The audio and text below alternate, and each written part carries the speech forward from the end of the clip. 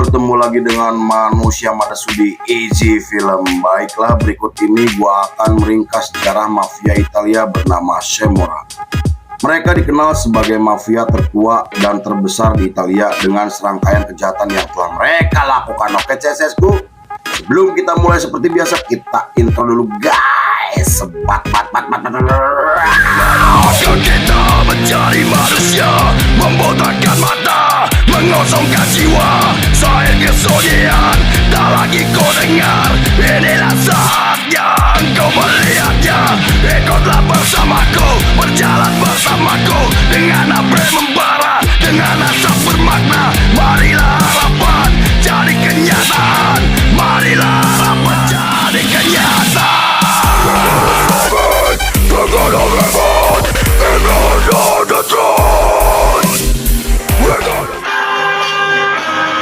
This godmother of crime fights for control of the male counterparts, but she's especially with unemployment at 50%.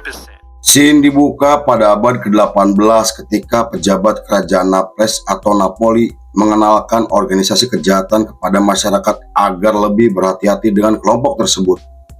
Awalnya mereka adalah kelompok geng kriminal kecil yang melakukan tindakan kejahatannya di kota Napoli, Italia. Kemudian mereka mulai menunjukkan perubahan yang lebih terorganisir dan bukan lagi geng lokal yang hidup dari pencurian dan pemerasan, namun telah memiliki struktur dan hierarki. Struktur organisasi Camorra dibagi menjadi kelompok yang disebut sebagai klan, dan setiap capo atau bos adalah kepala klan yang di dalamnya memiliki puluhan bahkan ratusan anggota. Bisnis utama mereka adalah perdagangan narkoboy, pemerasan, pemalsuan, pencucian uang, dan menyusup ke politik di wilayah mereka masing-masing. Pada tahun 1848, kekuatan mafia Camorra semakin membesar yang membuat kaum liberal merekrut kelompok Camorra untuk menggulingkan kekuasaan pemerintahan. Saat itu kaum liberal sadar jika mereka membutuhkan pasukan yang lebih besar hingga membayar kelompok Camorra karena mereka dikenal sebagai pemimpin kaum miskin kota. Namun saat itu, kepala polisi bernama Liborio Romano memohon kepada kepala Camorra bernama Salvatore De Crescenzo untuk menjaga keamanan dan mengangkatnya sebagai kepala penjaga di kota Napoli. Dalam beberapa dekade, kelompok Camorra telah berkembang pesat dan telah berkuasa di wilayah perjudian, prostitusi, pemerasan, hingga bekerja sama dengan para elit politik untuk membantu mereka memenangkan pemilihan.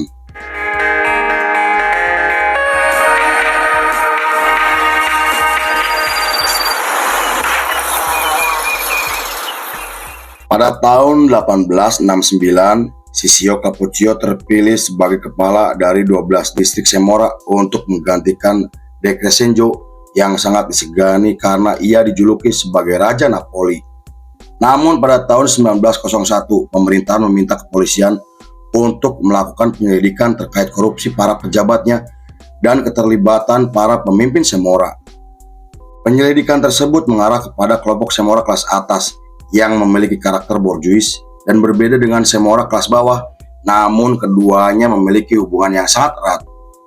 Para cendekiawan saat itu memperdebatkan jika Camorra kelas atas adalah kelompok Camorra sesungguhnya, dan para penyelidik membuktikan adanya gerakan Camorra dan politik yang menyebabkan maraknya korupsi di negara Italia.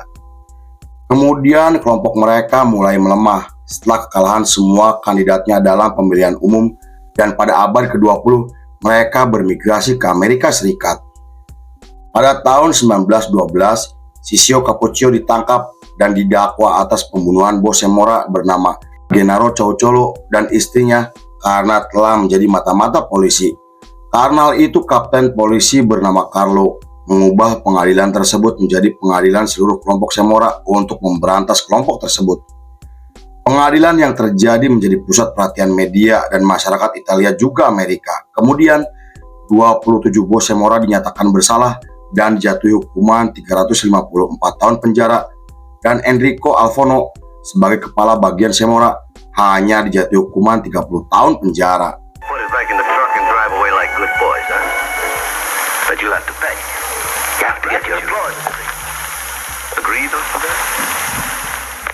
Pada tahun 1972, sutradara merilis film Semora berjudul Gang War in Naples.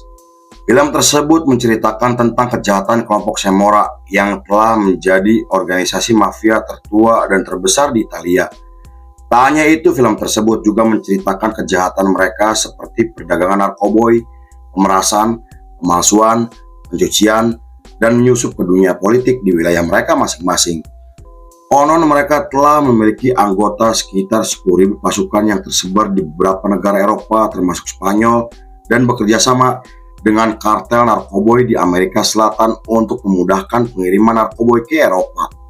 Di sisi lain, mereka sangat berbeda dengan kelompok mafia Sisilia dari Italia yang dikenal sangat erat dan memiliki struktur kekeluargaan.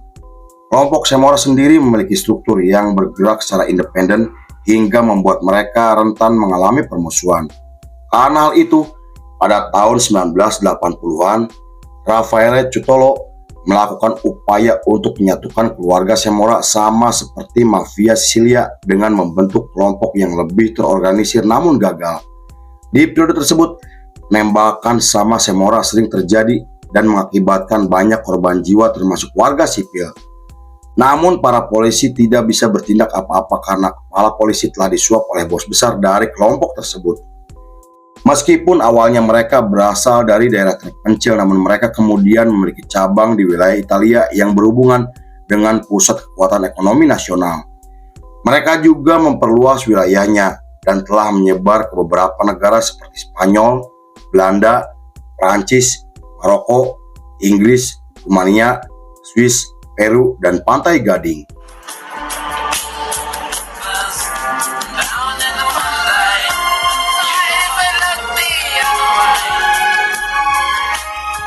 Pada tahun 1983, penegak hukum Italia memperkirakan terdapat sekitar 12 klan Semora dan meningkat dari tahun ke tahun.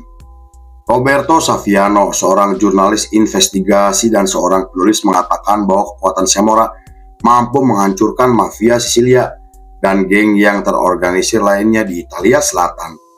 Di periode tersebut, kelompok Semora telah berada di Prancis untuk bekerja sama dalam perdagangan narkoboy dan pencucian uang. Lalu pada tahun 1993, kelompok Semora dan mafia Sisilia dituduh telah menjalankan operasi senilai 1,5 miliar dolar untuk pencucian uang narkoboy melalui bank, perusahaan asuransi, hotel, dan kasino di Italia. Selain itu, Paolo Di Lauro menyalurkan hasil penjualan narkoboynya untuk membeli beberapa rumah besar, membeli toko di Prancis dan Belanda, serta bisnis impor bulu palsu juga pakaian dalam. Pada tahun 2005, klan Semora yang dipimpin oleh Paolo Di Lauro terlibat pertempuran berdarah yang kemudian dikenal sebagai Perang Scampia. Peperangan tersebut mengakibatkan 100 orang meninggal dunia dan pada Oktober 2006, serangkaian pembunuhan terjadi di Napoli akibat dari 20 klan Semora bersaing yang membuat 12 orang meninggal dunia. Menteri Dalam Negeri bernama Giuliano Amato kemudian memutuskan untuk mengirim lebih dari 1.000 polisi untuk memerangi kejahatan dan melindungi wisatawan. Meski begitu, pada tahun 2007 kembali terjadi pembunuhan yang mengakibatkan 120 orang meninggal dunia akibat permusuhan antara klan Semora. Most nights they're on the streets fighting it. Pada tahun 2008, seorang pengusaha bernama Domenico Novelio bersaksi di persidangan untuk melawan pemeras dari kelompok Semora, namun dibunuh seminggu kemudian. Lalu beberapa kemudian, kelompok klan Semora mulai menjalin aliansi dengan geng narkoboy Albania dan Nigeria. Mantan bos klan Semora bernama Latore kemudian menikahi wanita Albania dan menjadi orang pertama yang tinggal di Albania dengan bisnis penjualan kokain prostitusi sebelum ia menjual para wanita tersebut ke seluruh Eropa. Pada tahun 2009, polisi Italia menangkap 3 anggota sindikat kejahatan Semora dan menurut kepolisian, ketiganya ditangkap di villa kecil di pantai Napoli. Mereka telah menjadi buronan paling dicari di Italia dan polisi kemudian menyita aset senilai 100 juta euro, senjata api termasuk 2 senapan AK-47 yang telah digunakan dalam penembakan 6 orang Afrika. Selain itu, polisi juga menemukan pistol lainnya dan seragam polisi yang digunakan untuk menyamar, dan 1 minggu kemudian polisi menangkap 26 tersangka Semora dalam operasi besar-besaran yang diduga memiliki serangkaian kejahatan. Para tersangka kemudian didakwa dengan pasal pemerasan, kepemilikan senjata api, pembunuhan, dan perampokan. Tak hanya itu, polisi juga berhasil menangkap Wispinapa, istri dari bos Semora yang dipenjara karena sang istri diduga mengendalikan kejahatan dari kelompok Semora. The Ndrangheta is one of the world's very little is known about how they actually operate into the mysterious Is which Ndrangheta? Which clan? Pada bulan Juni 2019, polisi Italia menangkap lebih dari 120 anggota Semora dalam operasi besar anti Semora dan menyita 130 juta euro hingga berhasil menangkap istri para bos yang diduga terlibat kejahatan. Namun bos perempuan bernama Maria Licciardi berhasil lolos dari penangkapan dan menjadi buronan paling dicari di Italia. Selain itu, 7 anggota Semora ditangkap di Spanyol, Belanda, Amerika Selatan, dan mereka menjalankan bisnis kriminalnya atas nama aliansi. Di sana polisi Italia menyita 300 juta euro termasuk 600 rumah mewah, tanah, 16 mobil, dan rekening bank milik Antonio Passarelli, seorang pengusaha yang diyakini terkait dengan ketujuh tersangka. Pada 10 Agustus masih di tahun yang sama, polisi kembali menangkap 6 anggota penting klan Renaldi dalam operasi besar-besaran. Mereka dituduh dengan perdagangan narkoboy, pemerasan, dan kepemilikan senjata api ilegal. Organisasi kejahatan Semora yang dianggap paling menonjol akhirnya mengalami keterpurukan setelah sebagian besar pemimpinnya dan tokoh pentingnya ditangkap dan dijebloskan ke dalam penjara. Around the Casalesi clan based in areas around the country. Police say they've detained claimed profits from Ludovico Ucciero's Pada bulan Februari 2024, anggota yang berafiliasi dengan klan Renaldi ditangkap, di antaranya Rita dan Francesco Renaldi, putra dari mendiang bos klan Renaldi. Lalu pada tanggal 3 Juni masih di tahun yang sama, polisi Italia membongkar monopoli pasar narkoboy yang dipimpin oleh klan De Alessandro, dan menurut polisi, klan tersebut memiliki kendali penuh atas pasar kokain. Ia juga telah menjual sebagian besar narkoboynya kepada pengusaha kaya hingga menggunakan jaringan yang besar untuk mengakses pasokan barang haram tersebut. Bahkan, ia diduga memiliki hubungan dengan Belloco, kelompok mafia dari Karabia. Beberapa bulan kemudian, 5 orang afiliasi Semora ditangkap di Provinsi Napoli.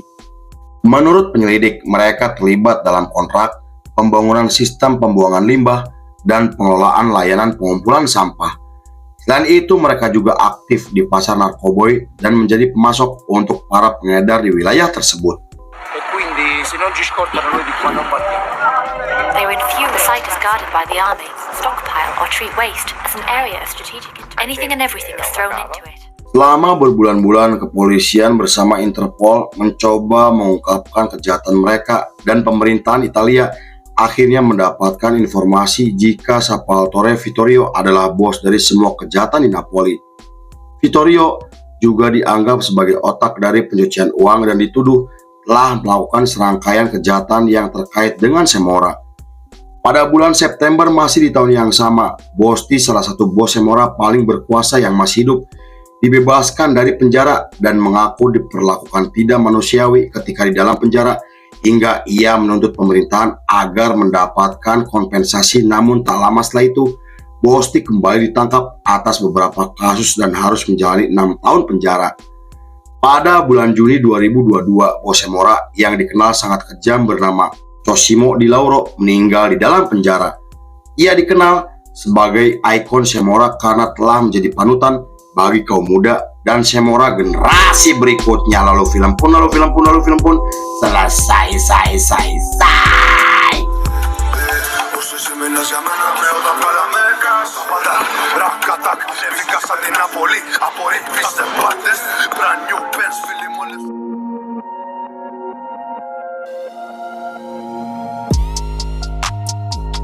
Selama korupsi masih subur di muka bumi ini, maka mafia dan kejahatan lainnya akan juga meningkat. by Tukang Cuanki. Oke CS-CSku, terima kasih sudah menyaksikan ringkasan ini nggak selesai. Saya beserta jajaran Berandal Malam kembali pamit undur diri, sampai jumpa di episode berikutnya. Bye bye hampura, bye CS-ku. Yeah.